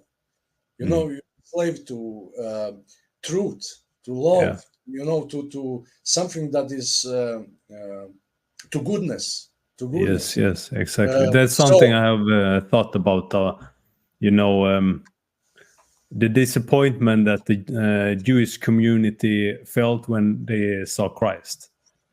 They thought of some strong, courageous warlord, that will... Like a King David. Exactly, like King David. But that makes the battle even harder, because you're not about to become a sinister warrior. That's quite easy, it's quite easy to do this way or that way, but Christ's way it's quite it's the ultimate balance, but in the same way it's pointing upwards, and you're not becoming a grim warrior. you have to be a warrior, but at the same time you have to aim at purification, theosis, and look at the saints, for example. That's not, it's not the warrior archetype, but that's a very hard. Yeah. If I could say, it is, it is. You must be, and you became a warrior, but the war becomes internalized. It's the war. It's inside yourself. You must conquer the demon that is trying to manipulate with you. Is trying to, when Jesus say, when someone slap you and you turn the other side, other cheek, yes. you must be a very great warrior to do this. To control yourself, to have this kind of control, to say, I won't slap you back. Yeah, exactly. And that's also turn the other cheek. Isn't that I interpret that, and I heard someone interpret it as well. I think when you turn the other cheek, it's also about vengeance, not to step into the cycle of vengeance. Yeah. Is that correct, or? So to turn, as I understood it, to turn your cheek is not to step into this cycle of vengeance. Yeah. Exactly. Yes. Yeah. Because there is something that we don't have this one word for this, like karma. But it's a natural of cause and consequences. So but it's a moral law. It's if you everything you do will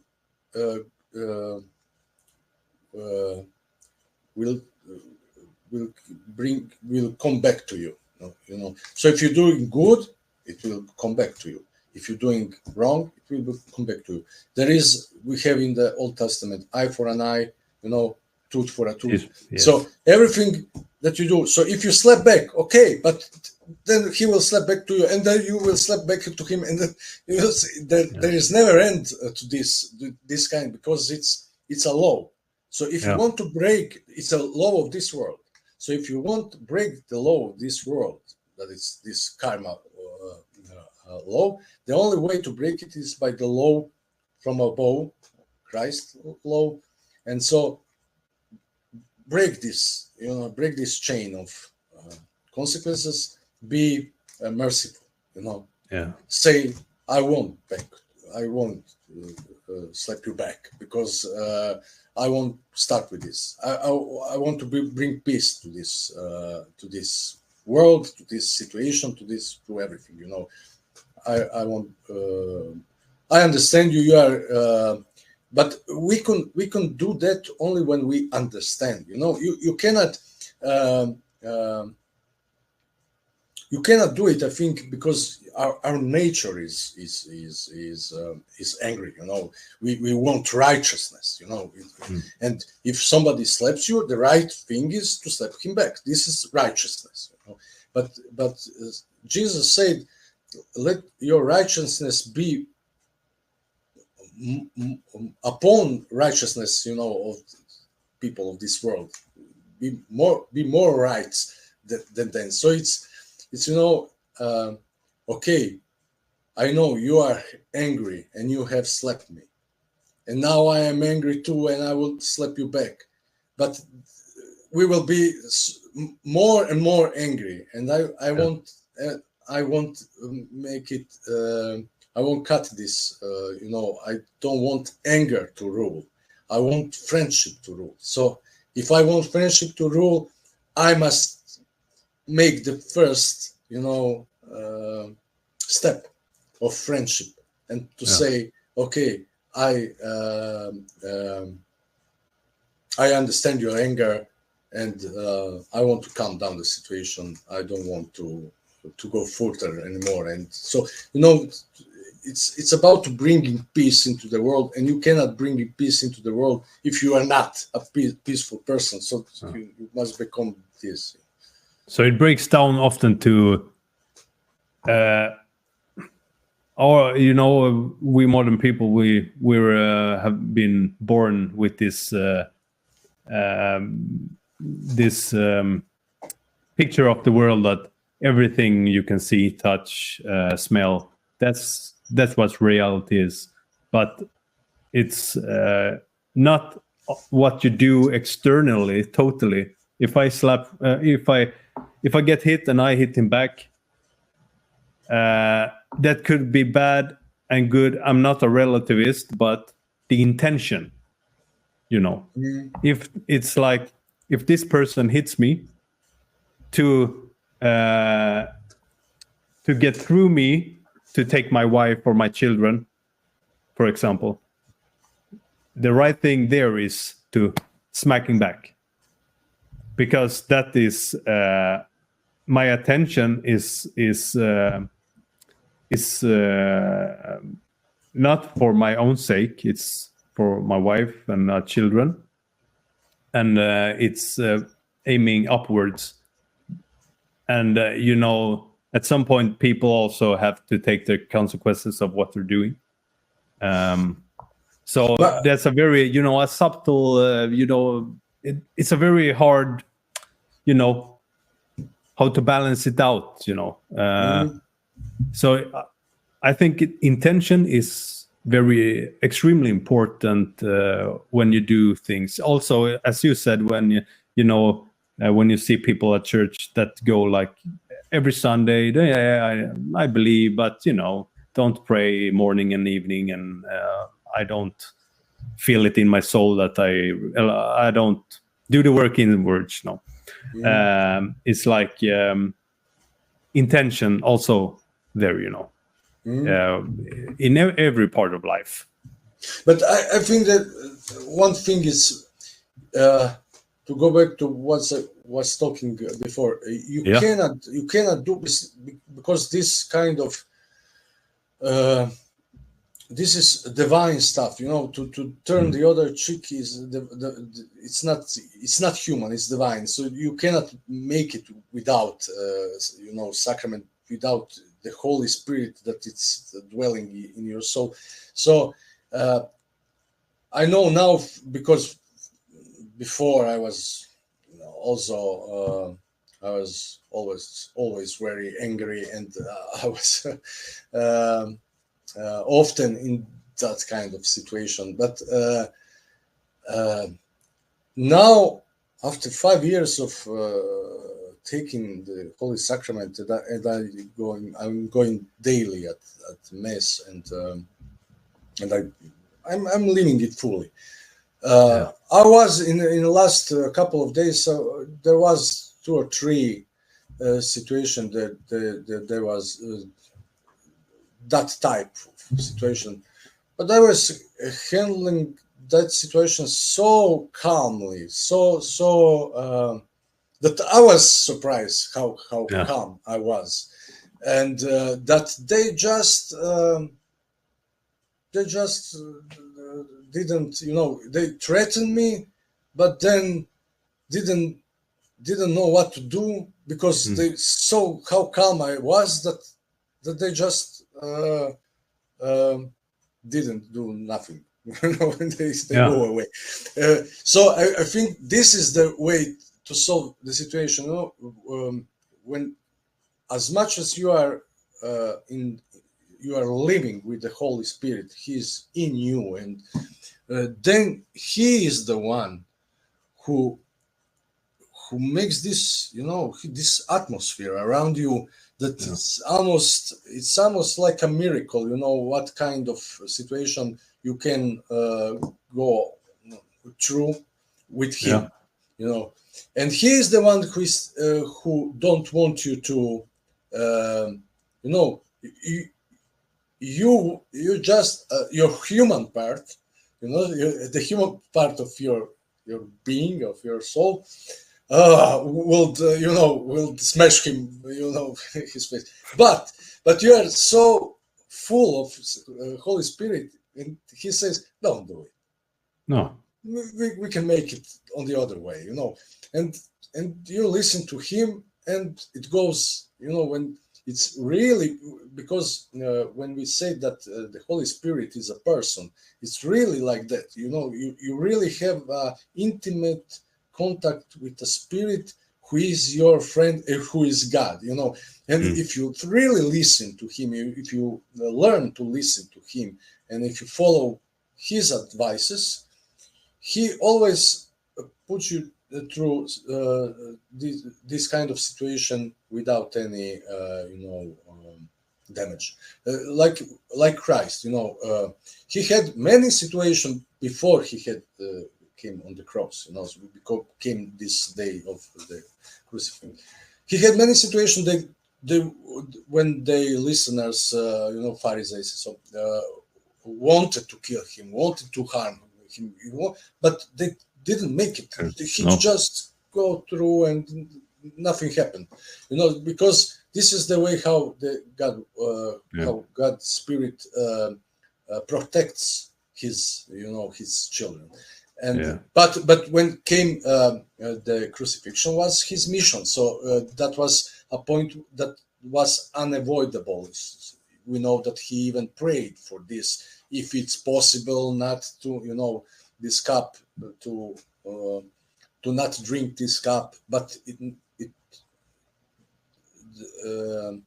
let it be your will, not mine. And so it was not possible to avoid the cross, because it was the only way to save the world. So he took this, but before he was arrested, or you have this situation that they came to him. I don't know, it was 20, 30 people, or who knows, but there was many, and there was armed. And they asked, "Who is Jesus?" And he said, "I am." And when he said, if you read it carefully, when he said, "I am," they all dropped down. So that was his power. So he was fully in control of the situation. And as he said, "You are not taking my life away from me. I am giving you. I'm stepping into the situation willingly. You are not came to me to arrest me. I am giving you." He was fully in control of this situation. Yeah, and he also publicly said that he is God. I am, from the burning bush in the Old Testament. So that's very powerful. And so just to conclude, so this situation of when people when Jesus teach his teachings to that he left us, we can follow him, follow his teaching only if we pair him with the sacraments. Then we can become sacred and live the way he teaches us to live. Without that, it's mission impossible. It's you are trying to do something that you are not capable of. It's not human. It's divine. Yes, and it's also you have to have your aim at something, so you aim for the highest. So if you it's also said that the most highest point, the most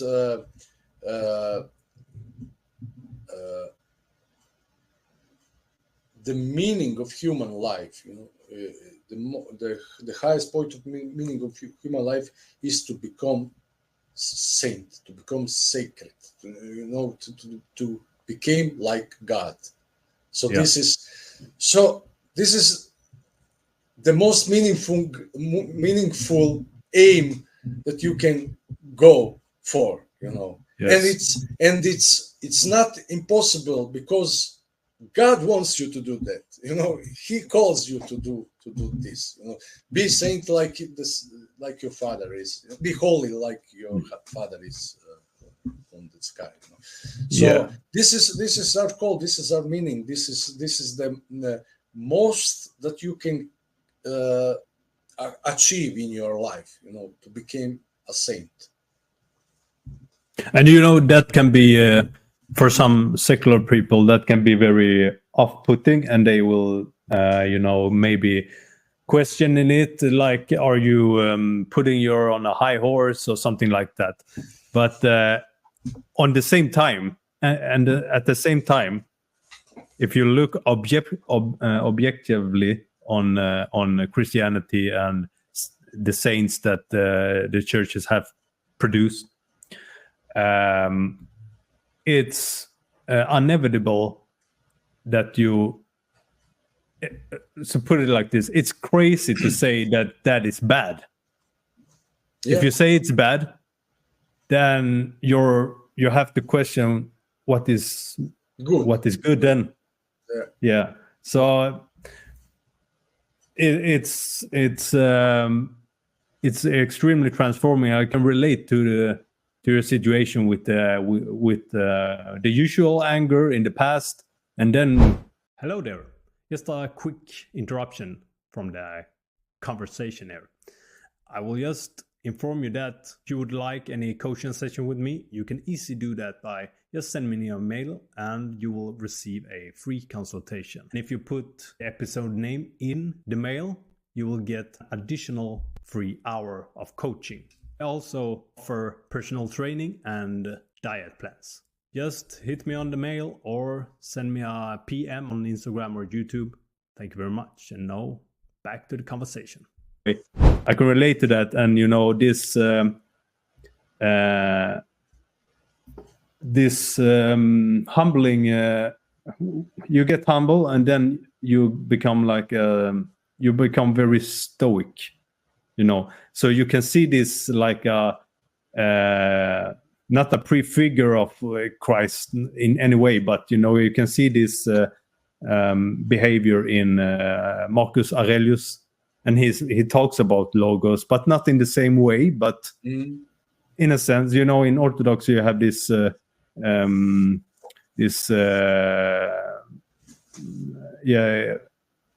terminology, or what you say, logos spermaticus. Truth in there is some truth in every religion, but only one full truth, and you can see that in Marcus Aurelius, this with the Stoicism as you portrayed in the story, that when you have some aggressors towards you and you just calmly you dissolve it. They don't know what to do. What is this? He's not afraid. He doesn't do anything. Better to leave him off.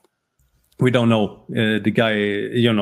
What thought comes in their mind. Maybe they think, okay, he's quite crazy, maybe because he's not afraid. But it's more like the atmosphere that you talked about. That it's something that it will become a very strange lesson for their secular mind. If they're understand what I mean. If you read the Old Testament, there are many episodes like this where the people of Israel, the Jews,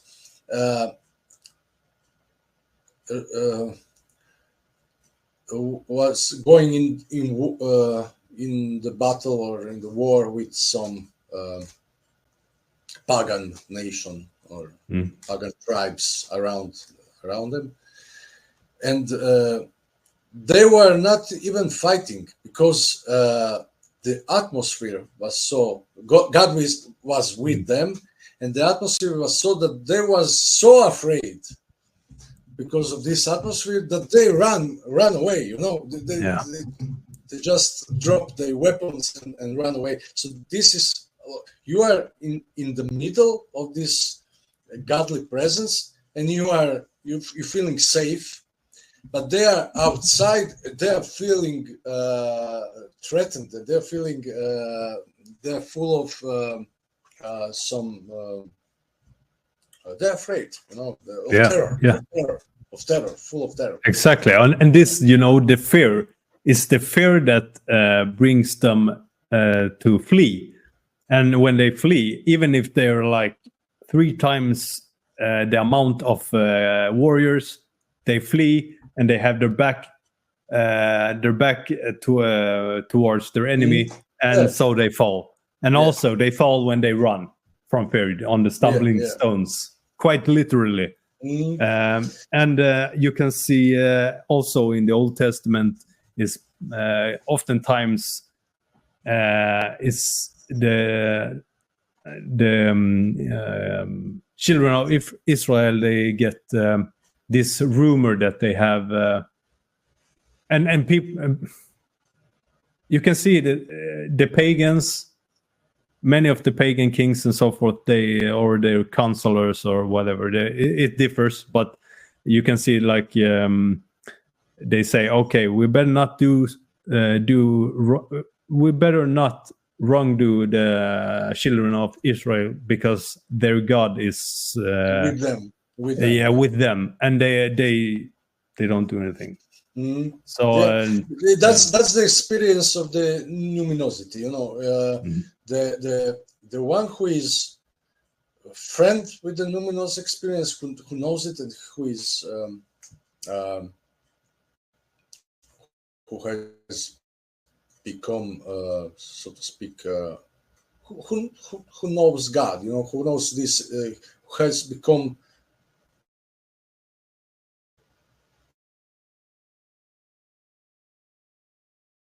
force.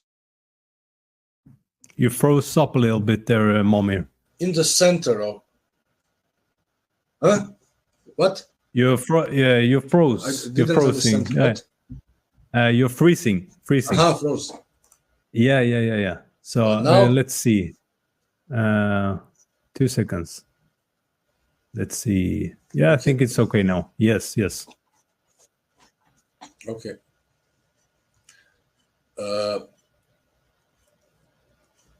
I was saying that this experience of luminosity, when you are clean and you are in friend, you are a friend of, you can stand it. You can be in the presence of luminosity, and you are a friend of God. But if you are not clean, you are perceiving it like something that is fearful, that it's terrible. That is something that is it's really scary, tremendous.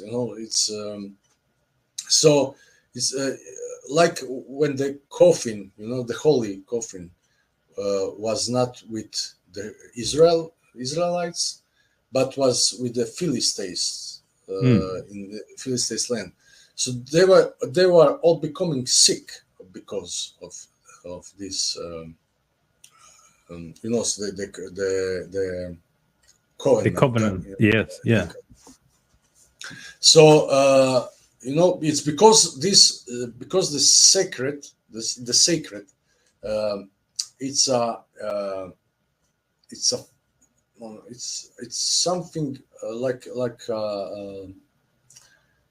it's something holy, it's something different, and no one can approach holiness if he is himself is not or clean or made clean by the will of God. No one, that was known in the Old Testament. When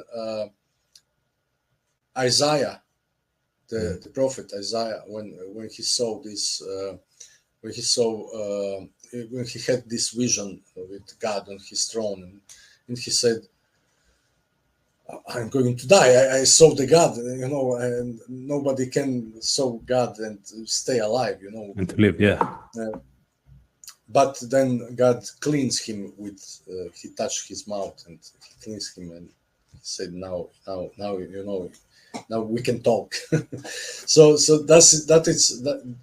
that's the reason why we are far from God. It's because we are unclean. We are not holy. We are in a state of spiritual dirt, and we must clean ourselves to become again the children of God, and then everything works perfectly. Yeah, but it's a ongoing process.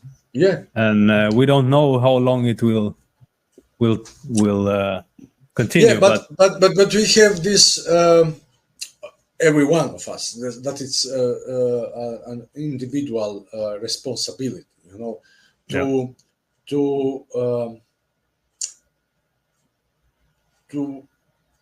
do what we have to do, to as much as we can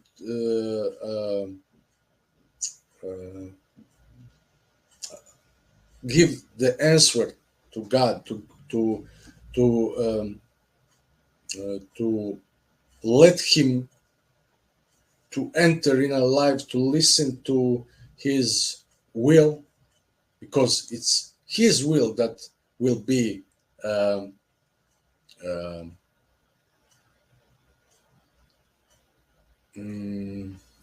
will happen. Yeah. He has His plan about His this world. He revealed us His plan about His world, and this will be because it's God's plan. Nobody can do anything against this. So you can all you can do is to say yes, as Mary said. Okay, let be your will. I will do anything you want me to do, or you can fight with God, and try to, but nobody can win against God, No, exactly. And that's the doctrine of privatio boni. It's either, as you said, either you follow God's will or you move away from God's will and you follow your own will. And if you follow your idiosyncratic primitive urges and wills and so forth, then you follow the way of the adversary. And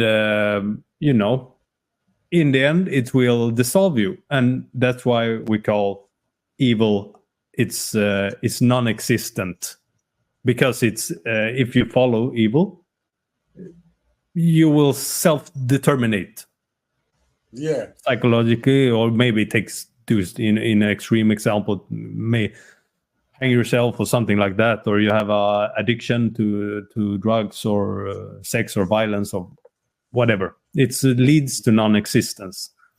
And but it's worse of that, because non-existence will be a gift for someone like Satan, or something, to just go back into the non-existent. But this there is no non-existence. Whoever is alive will be alive forever. There is only living. There is not nothing. Doesn't exist. Doesn't exist the state of nothingness. So it's worse than that. It's worse than not be alive. It's being outside of what it's the life, the blessing, all what it's connected with life, that it's full of beauty and joy and truth, but you are casted out from this, and you are in the land of impurity, of hatred, of in a land of total negativity, where just negativity rules, as Jesus said. Outside there will be how I say, I know it in creation, but I cannot. I don't know. The teeth. The teeth that.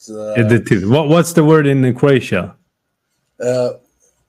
One će biti Plać i škrgut zuba, cry, and teeth that are how you say it? Grinding the teeth. Grinding. Yes. Okay, like I that. see. Yeah. That will be outside of the God's kingdom, so in the Satan's kingdom, Yeah. So that's when you get out. You get cast out in the desert, and there is where the devil will tempt you, like he tried to with Christ. Yeah. I want to just pivot to you. Like, I'm interested in how do you reconcile Jung with Christianity? Because there is obviously Jung as a theologian is maybe not. He's not the best theologian, and there are some divergence between Christianity and Jung's thought. He talks through experience, so but he the classical what to say, divergence between a Christian and Jung is when he talks about how the Trinity is not fulfilled because they have repressed the unconscious, that is the dark side, Satan, and he means that the Trinity is actually a quaternity. Quaternity. Yeah, exactly. So he mean that we need to integrate the shadow, psychologically speaking. So I'm a little I don't know really if he really meant it metaphysically and theologically, or just psychologically. How do you reconcile this, and how do you interpret Jung when he speaks about this? And he makes a parallel with with the book of Job, for example, and so forth. If you can speak a little about that. I will try. This is a difficult topic, not because I have, of course, my thoughts about this, but it will be. I don't have the vocabulary to English vocabulary to express my thoughts.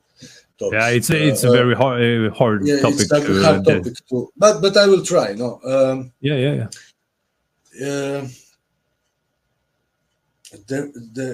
For him, the quaternity is just a phenomenon, that emerged spontaneously everywhere, in the world, and it's an archetype, and it's an archetype of the divinity. So for him, this Trinity, the idea of the God as a Trinity, has something that is lacking, and but it's lacking not because maybe it's lacking in God himself, but we don't see it. It's lacking in our perspective of God. But this with that's why it was so important for him, the dogma about the Assumptio Mary of. The dogma about the Assumptio?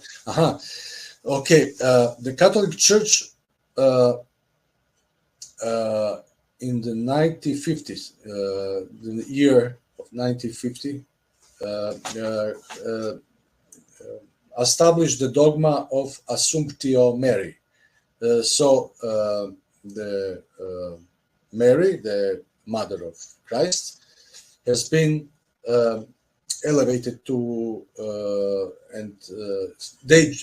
she joined the Trinity. Okay, I know what you mean. Yes. So,